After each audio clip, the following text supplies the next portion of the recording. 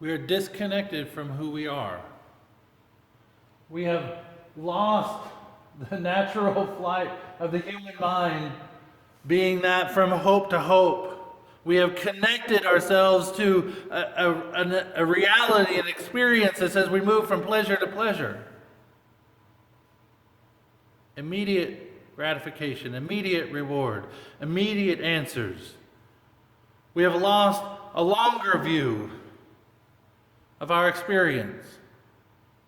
If I am not happy now, somebody is responsible for it. How can it be fixed? How can it be changed so that I am happy? And does it matter that other people are happy as well? But when we think about moving from hope to hope, we're thinking longer in terms of our projection. That we think this is something I want to have happen. And so you, you work at figuring out, how am I going to make that happen? What steps are going to be taken? And we begin to plan, not saying how this moment is going to be fixed, but how in a future moments we're going to answer our hope. We're going to respond to the inviting call of God. Those with busy lives, but bereft of the inner images of the soul's desires, have empty larders and no fire in the hearth. That when we are only trying to answer immediate responses to pleasure, we are not we're not taking the time to understand what is being asked, what is being called for in our undergirdings, in the depths of our souls. We're not answering the part of us God has called forth. And so our hearts are empty, our passions are dwindling. We get it into pictures like this. And sometimes we read these very proudly when we say some people are so poor all they have is money. And they say, well, I don't have any money, so I must be rich. But the reality is that the way we are connected together, we value and we identify God's blessing with abundance, with money. And God's blessing isn't found in one area of our lives. Life is neither the notes nor the silence between the notes, but the music that arises out of the sound and silence felt as a living whole. That our call is not a demand for pleasure after pleasure, but it is an invitation to experience all of the moments of life. Because only in the darkness can you see the stars. We can't understand what it means to have light without the opposite experience of dark, the absence of light. We can't understand what love is without the absence of love. We need the ups and downs. We need the ebb and flows. We need the experience of chaotic moments to remind us who we are and what we are created to be. We need those opportunities to connect to the truth of who we are.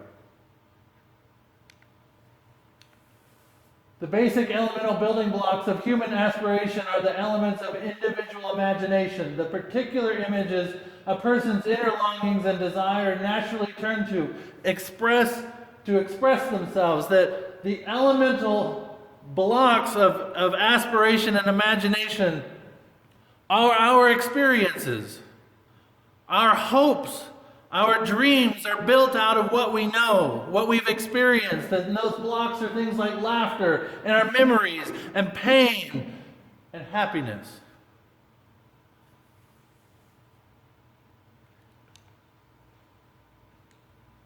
Given God's love and grace and certain ethical and moral restraints, why not allow people to realize these goals according to their soul's calling of right and wrong? See, in groups, we often want to push everyone in the same direction. And it feels comfortable and ordered, and we all have this sense of connected sameness. But the truth is, none of us are the same. And so the force towards sameness is a force towards trimming and amputation and disfigurement. It is a push that is uncomfortable for us unless we're the ones trimming. See, our invitation in community is to care for one another, but not demand. We can pray our prayers, make our requests, express our perspectives, but then we have to let them go. There was once a pastor who preached a sermon on one Sunday, and then the next week he preached the same sermon. And somebody came up and said, you preached that last week. And he said, I'll stop preaching it when you start listening to it. And it's humorous, but it's irresponsible. The response of the pastor is to preach. The response of the listener is to hear. All of us are pastors. All of us are ministers. And so all of us have a responsibility to preach, and all of us have a responsibility to listen. But we cannot force and manipulate outcomes. I don't know about you, but anytime someone tries to make me do something, I don't want to do it. Our responsibility as community, as loving members of community, is to trust God to open the doors at the right time. God's love meets us just where we are, not where we hope it to be, but right in the moments of where we are.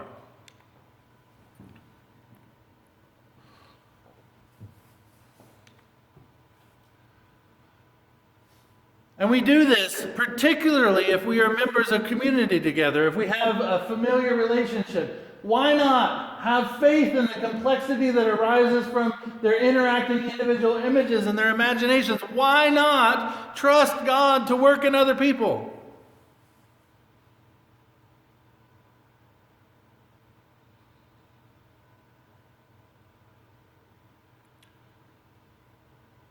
Part of the answer is because it means that God is working in us.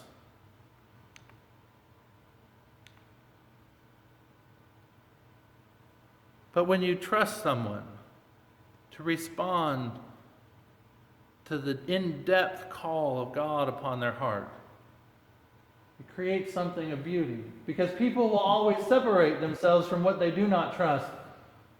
If you want to be close to someone, you must protect the trust. You must allow people to make their own mistakes. You must give generously without restraint, without strings. A cohesive team with a strong sense of mission, ethics, and tasks can be allowed a lot of leeway to develop its own approach to problems. Together, everyone achieves more.